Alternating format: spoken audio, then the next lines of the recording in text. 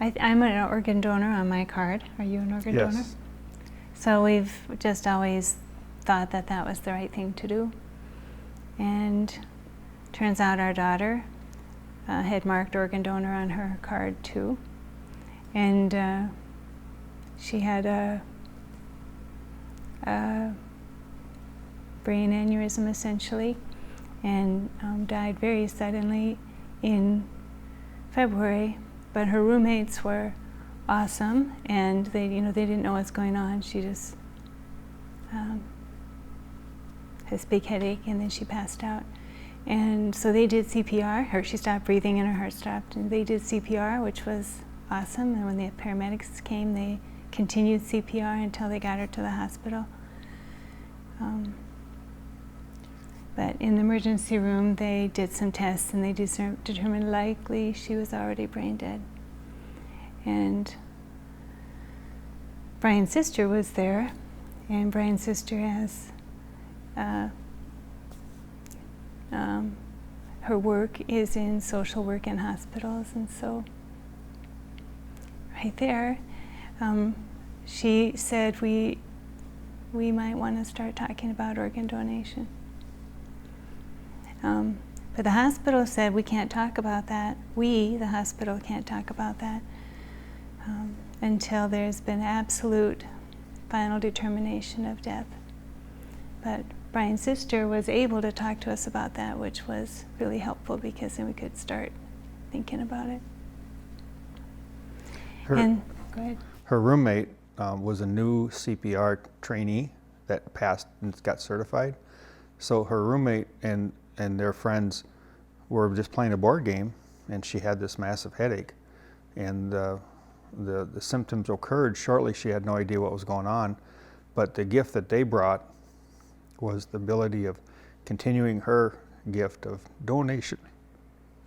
Yeah. And they were trained in CPR. That's what gave Deidre the gift, was the fact that the roommates knew how to do CPR. And there was no cure for what she had. There's no way of knowing what she had.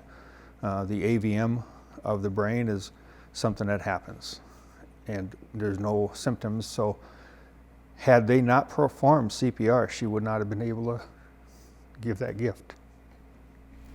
And he was awesome. Blake was awesome, and he did CPR for well over a half hour until the paramedics got there, and then they, of course, continued CPR until they got her to the hospital, and then they put her on a ventilator. And so then her body was able to keep going, so that organ donation was possible. Yeah, hospitals are very careful about how they promote organ donation. So that's why a person needs to think about it in advance, because it's the last thing that they talk to you about. Because the goal of a doctor is to save a life, is to continue our physical presence. And and doctors are equally as tormented when they can't save a life. So that was a really neat gift that she gave. And, Deidre's hemorrhage was Tuesday evening, around 8:30, and 9:30 is when she stopped breathing about, and they started CPR and got her to the hospital. We got there about 11:30, and then shortly after, about an hour or so later, the first doctor said, I believe that it's already likely brain death, catastrophic hemorrhage. And it was Thursday before they were able to officially declare death. But we were able to have conversations, and so we approached the organ donor people, and they were able to talk with us about that and some of the choices. So we were able to sign the paperwork and get things started Wednesday evening, before even the final determination. And the organ donor folks have quite a bit of work to do, because they need to start the process of doing matches. They have tests that they need to do with her to see conditions and blood type and so on. And then through their network, they reach out to find recipients who would be ready. And then we needed to make some choices about if her body would be viewed at the funeral, then that would impact what they would choose to do. And that took us a while, and I think it was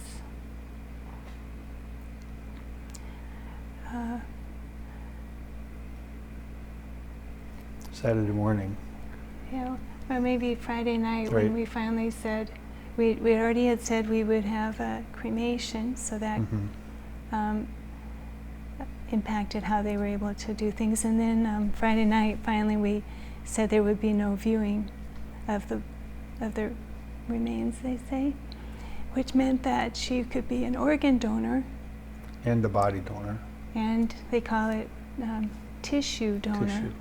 Organ and eye and tissue is, I think, how they say it. So she was 22 years old, very healthy. It was sudden death, and her body was, able to move oxygen around.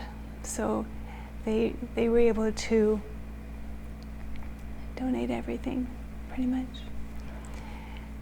It took a while, though, to find recipients, and then those recipients, doctors, for the organs, those recipients, doctors need to come here to be part of the surgery. So that takes a little while. So it turned out to be Saturday morning, early, 5 o'clock, before they did the surgery. And all of that turned out to be a blessing because we got to spend time with Deidre. And then Friday, early afternoon, we left. They had earlier thought that the surgery would be Friday morning or midday, and because of finding people and all that, it got postponed. And anyway, we ended up leaving midday, and Deidre's roommates came to spend time. They had visited, of course, and their many friends. times. But they were so respectful, and we had a lot of family there. And anyway, when we left and we told them that we were leaving, our roommates came, and then they invited other friends, and they had kind of an all-night party and a vigil for Deidre, really in her room. And so she had people with her all the way up, and they walked with her to surgery. It was really great. It was really a blessing from the standpoint of how her friends and family came around her. It was a real peaceful passing. There wasn't any trauma. And the hospital respected the process, and they allowed her friends to be around her while they do all their tests. And from that standpoint, they sang songs on the way to the surgery room. And they let us write, or asked us to write some things about Deidre. And they said that that's how they would start surgery when all the physicians were there and all the others. Then they would read it about her. So it was really, really nice as far as a way to say goodbye. It was a nice method because she gave the gift. She was a loving child. She was happy. And in doing that, she gave a gift that you would say is a common gift that was not many people are willing to sacrifice. And so she had done this already in advance. And so she touched so many other lives, because even today, we've had a letter returned to us thanking us from a family. And we, you get impressions. Our son, who had hip surgery, rebuilt his labrum in his hip a year ago, he had donation material from some donor. We don't know who, but it was a donor. And so that gift goes on for other people. And you gave a life to at least 7 other individuals. And to me, that's a very powerful gift.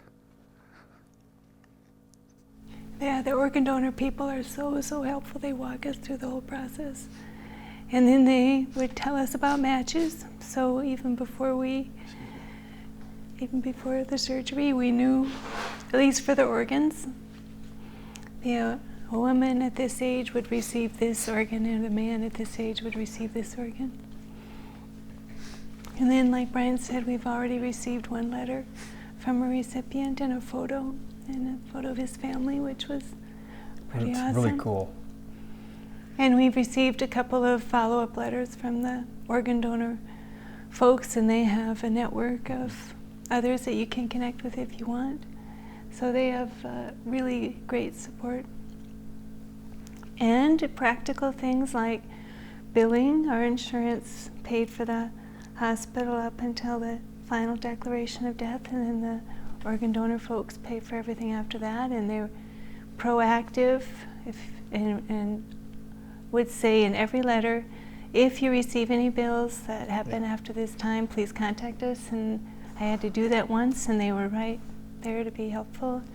They're really knowledgeable and capable and understanding. And you know, organ donation organizations seem to me to be run on a lot of donation of funds, but also their own money, but it really is the gift of other people that make that possible. And when you consider how she lived her life,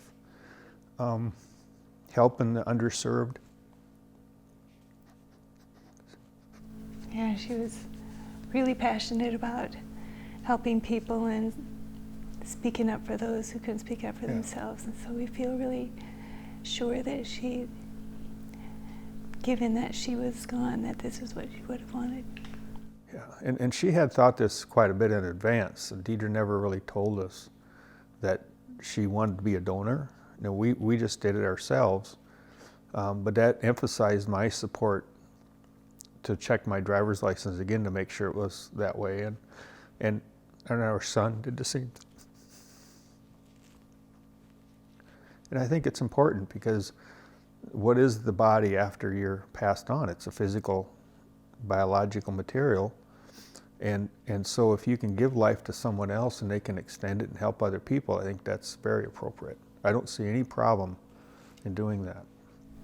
And like Brian said, our son had hip surgery, and in the surgery they had to replace some tissue, and it was donor tissue, and that was awesome.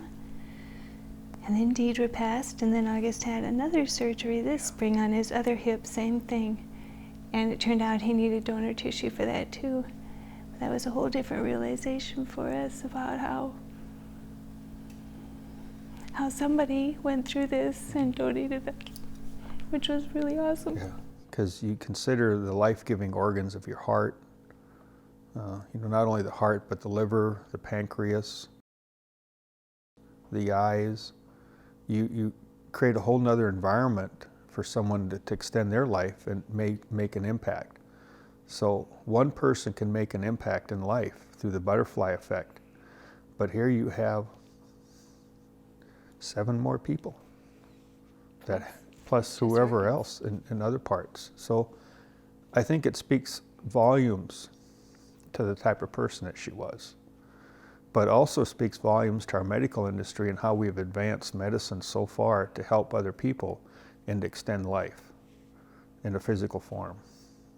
And organs, 7 of her organs were donated. And then, of course, it continues on through cartilage, through all, when your body is donated, it goes into a bank.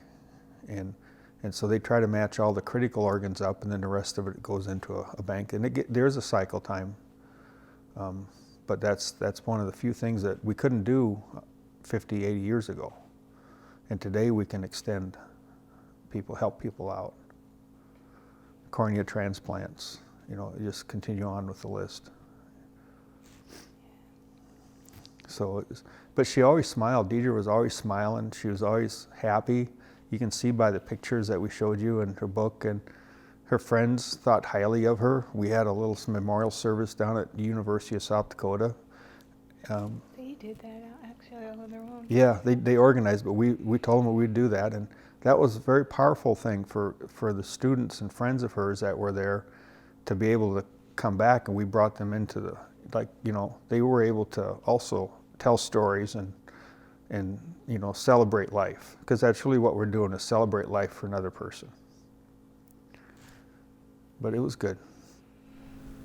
Yeah, it's kind of hard to think about as when you think about our daughter, but the organ donor folks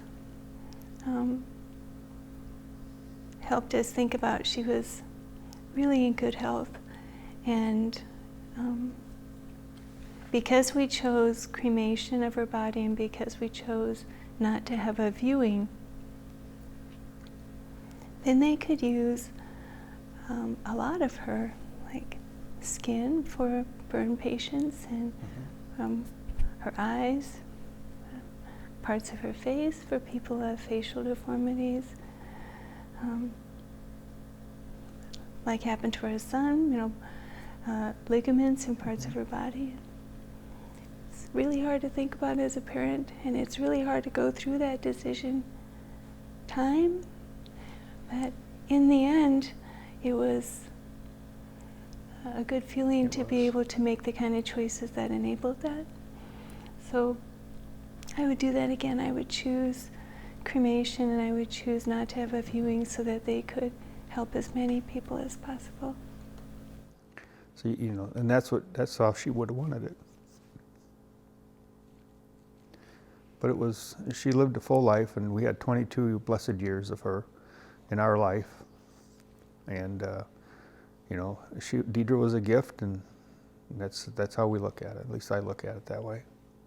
She would have wanted to help all those people, and she was so practical. Yeah, she was practical. She would have said, "Don't waste anything." Deidre enjoyed helping others a lot, and in doing so, though, that also puts a burden on the person's own stress level. But in the same hand, she was always helping others, and she stood up for people that might not have been able to stand up for themselves. And she was a very outspoken critic of people that would, in essence, make statements that were inaccurate about other, you know, groups and orders and stuff. So we're very proud of her. She enjoyed drawing and paintings. The symbol, that's the Wonder Woman symbol she drew, and that's ink. And her talent was incredible. And then on the table back there is a drawing of a sunrise in a valley, or a sunset in a valley, however you want to interpret it. But she finished that 2 days before she passed, and it was still wet when her roommates gave it to me. So that was how she lived her life. She would surprise us with things like that. And you know, when you look at a picture and an image, the eyes are powerful and the message is strong. And we have quite a selection of her stuff that she did and drew, and she was gifted. Yeah. But it sounds like she embodied a lot of yes. what Wonder Woman Yep. stands for. It's absolutely. I think so. And I think that's where the non-male side of things would understand better. Oh, we don't know what the future holds. We don't know what might be possible.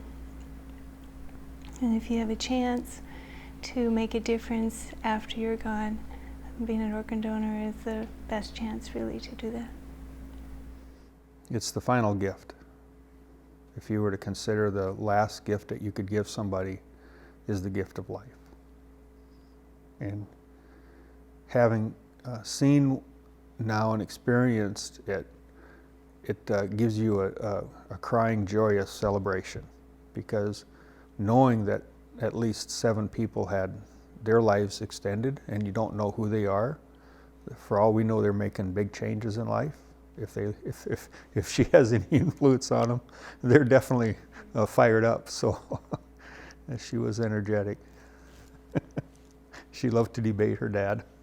My takeaway is that you're giving someone else life. And since Deidre's life had ended in the physical form, her spiritual life will live forever. And so I think it's important to understand that while other folks have their own decisions to make, in my perspective, no other gift can be given than to extend a life of someone else, because she did save other lives, while her life was not possible to be saved after what happened. And losing her was really hard, but the process of accepting that was made much, much easier by the support of the organ donation people and by the knowledge that she would be helping others.